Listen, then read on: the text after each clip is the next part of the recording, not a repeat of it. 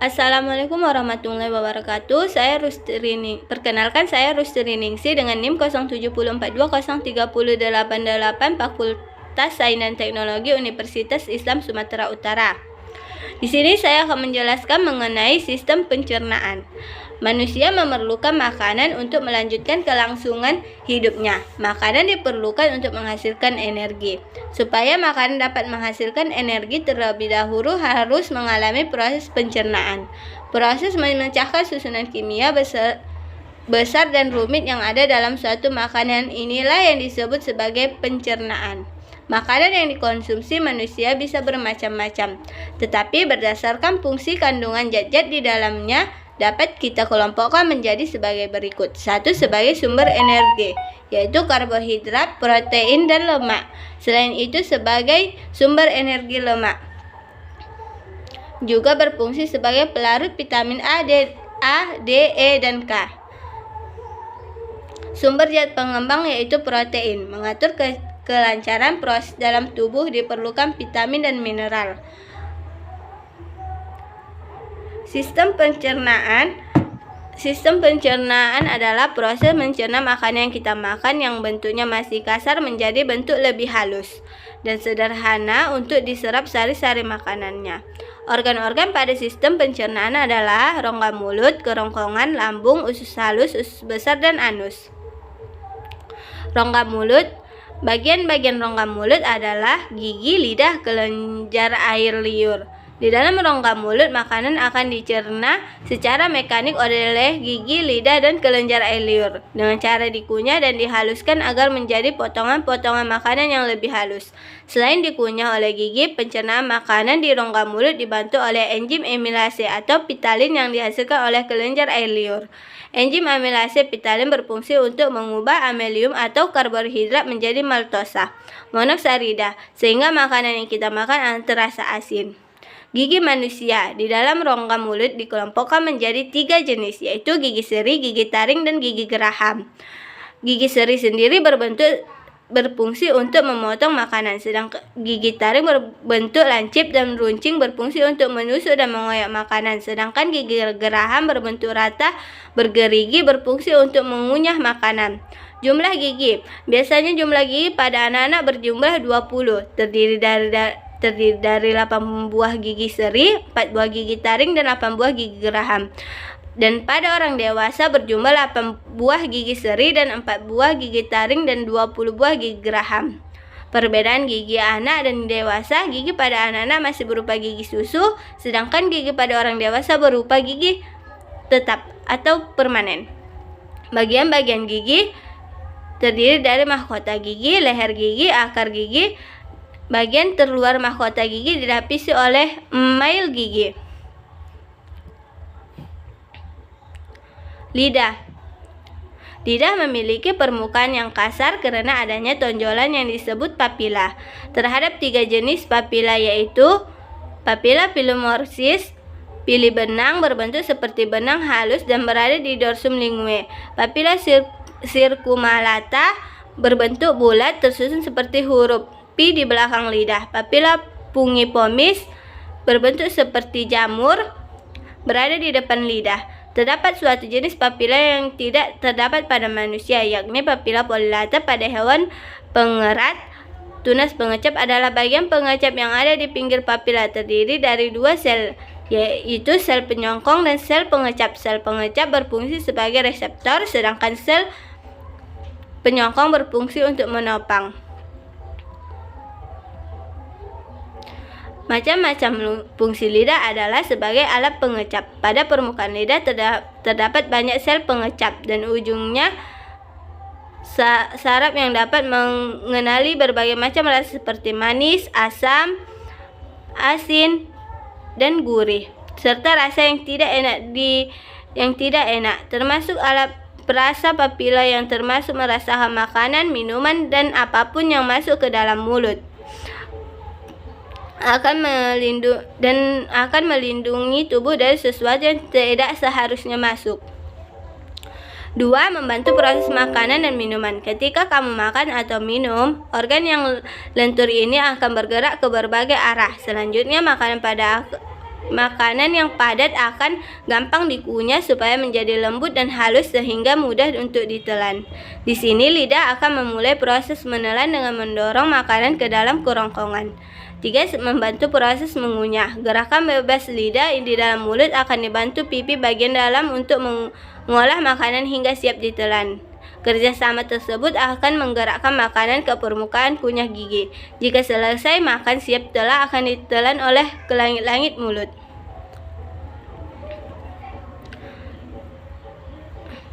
4. Sebagai sistem pertahanan tubuh, ujung lidah yang paling sensitif terhadap sentuhan dapat merasakan tekstur dari sesuatu yang termasuk ke mulut. Sensitivitas lidah ini akan melindungi tubuh dari bahan berbahaya yang masuk dalam makanan. 6. Membantu berkomunikasi. Kerjasama yang baik antara lidah, bibir, dan gigi mampu menghasilkan suara yang jelas dari dalam kerongkongan. Lidah salah satu organ penting dalam proses berbicara, karena tanpa lidah suara yang keluar akan sulit dipahami. Selain sebagai organ utama pengucap, gerakan lidah berbeda. Mampu menghasilkan 90 kata per menit. 7. Melindungi mulut dari kuman. Di dasar lidah atau tepatnya di belakang rongga mulut terdapat tonsil lingual yang berupa kumpulan sel-sel pelindung. Tugas sel-sel ini akan dibantu amandel melindungi tubuh dari gangguan kuman yang termasuk melalui mulut. Maka menjaga kesehatan lidah adalah hal penting yang tidak boleh diabaikan karena lidah juga bisa mengalami kelainan.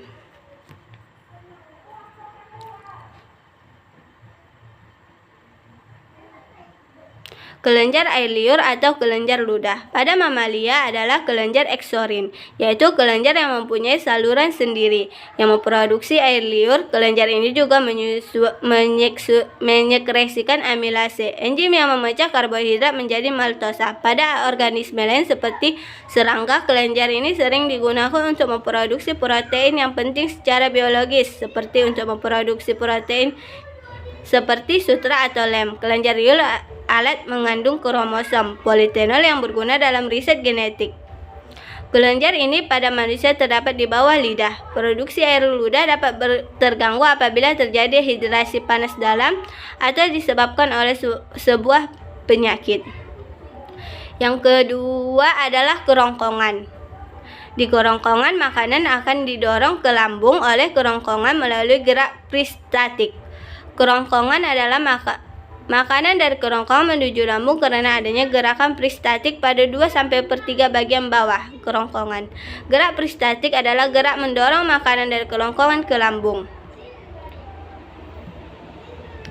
Kerongkongan atau esophagus adalah saluran panjang yang menghubungkan tenggorokan dan lambung. Panjang tenggorokan sekitar 20-25 cm, dimulai dari trakea atau batang tenggorokan dan memanjang hingga sebagian atas lambung. Pada bagian awal kerongkongan terdapat epiglotis. Epiglotis merupakan katup kecil yang menutup jalur pernapasan ketika makan.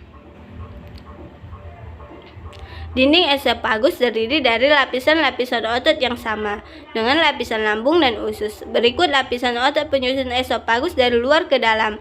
Adventitia, lapisan terluar yang tersusun atas jaringan ikat. Adventitia berakhir pada bagian ujung kerongkongan yang berbatasan dengan lambung. Dinding otot ada dua macam lapisan otot esophagus, yaitu otot memanjang pada bagian luar dan otot melingkar pada bagian dalam.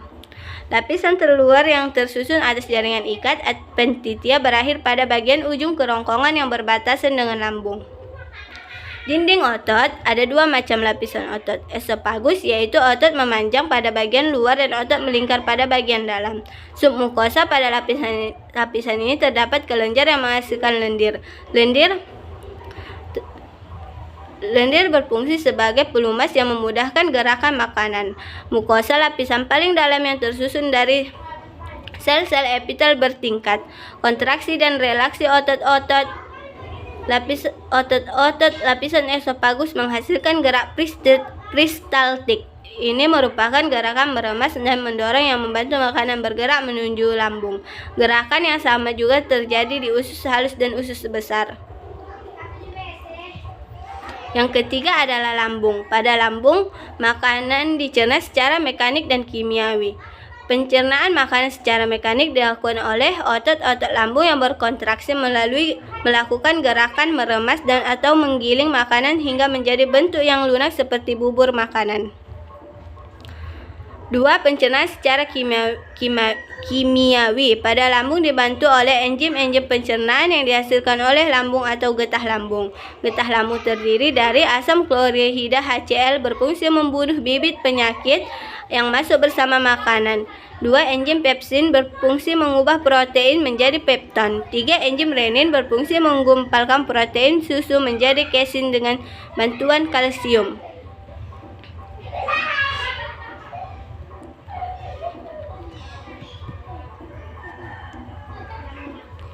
Lambung bahasa Belandanya adalah mah atau ventriculus, berupa suatu kantong yang terletak di bawah sekat rongga badan. Lambung adalah organ endokrin eksokrin campuran yang mencerna makanan dan mengekskresikan hormon. Di ujung lambung terdapat otot lingkar, yaitu berbatasan dengan kerongkongan berbatasan dengan usus halus. Fungsinya untuk mencerna dan meneruskan makanan. Pada dinding lambung terdapat kelenjar yang menghasilkan getah lambung. A. Selaput lendir lambung melapisi mukosa lambung. B. Kelenjar enzim dan HCI. Renin, proses pencernaan protein. Fungsi lambung sebagai menyimpan makanan, produksi kimus, digesti protein, produksi mukus, produksi faktor. Lambung dapat dibagi menjadi 3 daerah, yaitu daerah kardia bagian atas, daerah pintu masuk kanan dari kerongkongan itu sendiri. Daerah pundus bagian tengah bentuknya membulat. 3. Daerah pilorus bagian bawah, daerah yang berhubungan dengan usus 12 jari atau sering disebut duodenum. Lambung, esofagus, kardia, pundus, selaput lendir, otot lapis, lambung mukosa, tubuh perut, pilorik antum, pilorus, usus 12 jari. Dinding lambung tersusun menjadi 4 lapisan, yakni 1. Mukosa, ialah lapisan di mana sel-sel mengeluarkan berbagai jenis cairan seperti enzim, asam lambung, dan hormon. 2. Submukosa, ialah lapisan di mana pembuluh darah, arteri, dan vena dapat ditemukan untuk menyalurkan nutrisi dan oksigen ke sel-sel perut sekaligus untuk membawa nutrisi yang diserap, urea dan karbon dioksida dari sel-sel tersebut. 3. Mukularis adalah lapisan otot yang membantu perut dalam mencerna mekanis. Lapisan ini dibagi menjadi 3 lapisan otot, yakni otot melingkar, memanjang, dan menjorong. Kontraksi dan ketiga macam lapisan otot tersebut mengakibatkan gerak peristatik atau gerak menggelombang. 4. Lapisan terluar, yaitu serosa, berfungsi sebagai lapisan pelindung perut. Sel-sel di lapisan ini mengeluarkan sejenis cairan untuk mengurangi gaya gesekan yang terjadi antara perut dengan anggota tubuh lainnya. Di lapisan mukosa terdapat 3 jenis sel yang berfungsi dalam pencernaan, yaitu sel gobet, gobet sel. Sel gobet berfungsi untuk memproduksi mukus atau lendir untuk menjaga lapisan terluar sel agar tidak rusak. 3. Sel peritel. Sel peritel berfungsi untuk memproduksi asam lambut hidrorik asid yang berguna dalam mengaktifkan enzim pepsin. Diperkirakan bahwa sel peritel memproduksi 1-5 mol asam lambung yang membuat tingkat. Sel sep. Sel sep berfungsi untuk memproduksi pepsinogen, yaitu enzim pepsin dalam bentuk tidak aktif. Sel sep memproduksi dalam bentuk yang tidak aktif agar enzim tersebut tidak mencerna protein yang dimiliki oleh sel tersebut yang dapat menyebabkan kematian pada sel tersebut.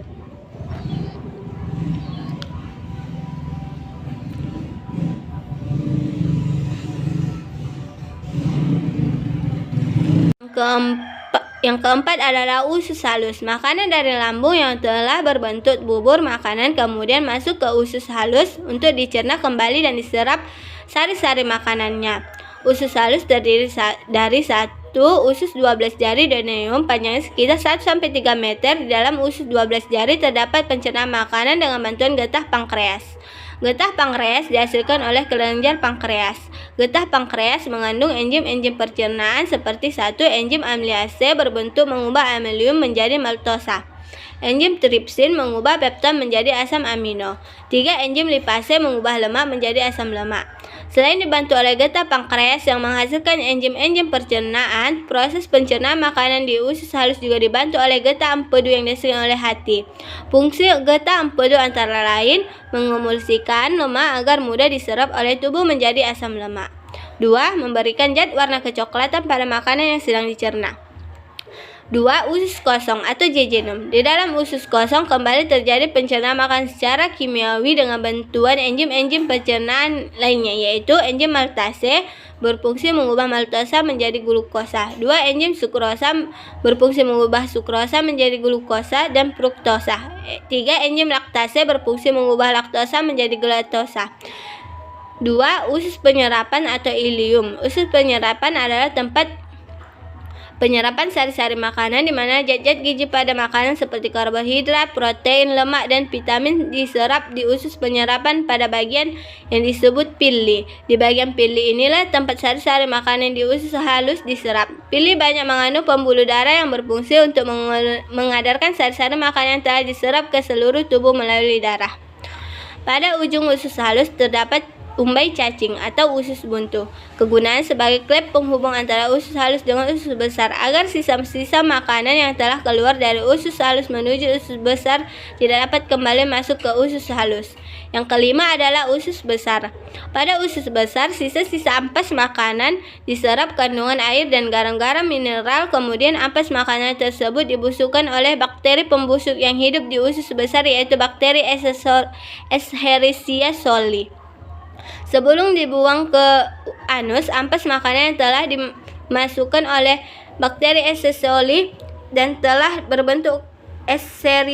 coli dan telah berbentuk kotoran atau tinja pases terlebih dahulu masuk ke rektum. Yang terdapat pada ujung besar rektum memiliki otot polos yang apabila rektum terisi ampas makanan dan otot berkontraksi, maka akan menimbulkan rasa ingin buang air besar.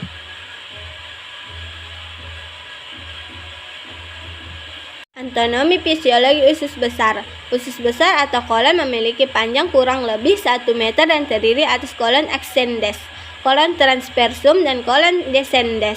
Di antara intestinum tenue atau usus halus dan intestinum crassum, usus besar, terdapat cecum atau usus buntu. Pada ujung cecum terdapat tonjolan kecil yang disebut appendix, umbai cacing, yang berisi massa sel darah putih yang berperan dalam imunitas. Secara mikrofis, usus besar dapat dibagi menjadi 6, yaitu cecum, kolon ascendens, kolon transversus, kolon descendens, sigmoid, dan rektum. Proses pencernaan di usus besar yaitu zat-zat sisa di dalam usus besar didorong ke bagian belakang dengan gerakan peristaltik. Zat-zat sisa ini masih mengandung banyak air dan garam mineral yang diperlukan oleh tubuh. Air dan garam mineral kemudian diabsorpsi kembali oleh dinding kolon, yaitu kolon ascendens. Zat-zat bisa berada dalam usus besar sampai 1-4 hari. Pada saat itu terjadi proses pembusukan terhadap zat-zat sisa dengan bantuan bakteri Escherichia coli yang mampu membentuk vitamin K dan B12. Selanjutnya dengan gerakan peristaltik, zat-zat sisa ini terdorong sedikit demi sedikit ke saluran akhir dari pencernaan, yaitu rektum, dan akhirnya keluar dengan proses defekasi melewati anus. Macam fungsi dan pengaruh enzim yang dihasilkan di usus besar. Di dalam usus besar terjadi penyerapan air dan garam mineral serta proses pembusukan zat sisa-sisa. Zat sisa-sisa ini kemudian dikeluarkan oleh anus. Sistem pencernaan dapat pula mengalami gangguan, misalnya diare terjadi akibat pergerakan yang cepat dari materi pases sepanjang usus besar akibat pases keluar dalam bentuk encer. Diare disebabkan oleh beberapa jenis bakteri, misalnya bakteri kolera dan bakteri disentri. 2. Sembelit merupakan gangguan sistem pencernaan yang disebabkan oleh keterlambatan defekasi. Gastritis merupakan gangguan sistem pencernaan akibat peradangan pada lapisan mukosa lambung. Appendicitis merupakan peradangan pada umbai cacing. Mekanisme pengendalian proses pencernaan di usus besar adalah zat yang tidak diserap Usus halus selanjutnya akan masuk ke usus besar atau kolon. Di usus besar ini terjadi penyerapan air dan pembusukan sisa-sisa makanan oleh bakteri pembusukan. Pembusukan dilakukan oleh bakteri yang hidup di usus. Akhirnya sisa makanan akan dikeluarkan dalam bentuk kotoran feses melalui anus. Pada usus besar terdapat bagian yang disebut usus buntu. Pada manusia, fungsi usus buntu tidak jelas. Pada hewan pemakan tumbuhan seperti kelinci dan marmut, usus buntu membantu pencernaan sel selulosa. Yang keenam adalah anus. Anus adalah saluran pembuangan terakhir tempat keluarnya feses atau tinja ampas makanan sisa proses pencernaan. Anus berbentuk saluran dengan panjang 3,5 sampai 5 cm yang tersusun atas otot-otot dasar pangkal panggul dan 2 sphincter.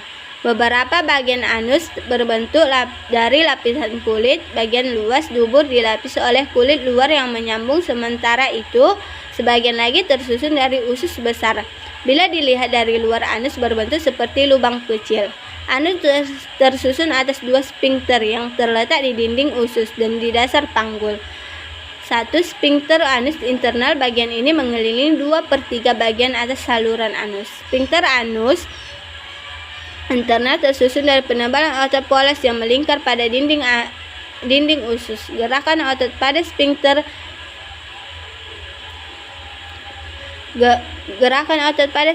anus bekerja di luar kesadaran Anda. Artinya tanpa perlu Anda kontrol, sphincter ini sudah melakukan kerjanya. Fungsi anus adalah untuk mengeluarkan feses dari saluran pencernaan. Dalam hal ini, fungsi anus pada lapisan atas berguna untuk mengenali zat buangan yang akan keluar, apakah berbentuk cair, gas, atau padat. Meski fungsi anus dalam sistem pencernaan merupakan saluran keluarnya feses, Anda bisa mengontrol kapan kotoran harus keluar. Hal ini tak lepas dari peran sphincter yang bisa berkomunikasi dengan otak untuk menentukan kapan feses bisa dikeluarkan. Sphincter internal selalu berkontraksi kecuali feses sudah memasuki rektum. Ini mencegah buang air besar tanpa Anda sadari, termasuk saat tidur. Sementara itu, sphincter eksternal berfungsi menahan kotoran sebelum Anda tiba di toilet. Saat feses siap dikeluarkan, sphincter eksternal akan melemas. Demikian yang dapat saya sampaikan mengenai sistem pencernaan. Jika ada kata yang salah, saya memohon maaf. Wabillahi taufiq wal hidayah. Wassalamualaikum warahmatullahi wabarakatuh.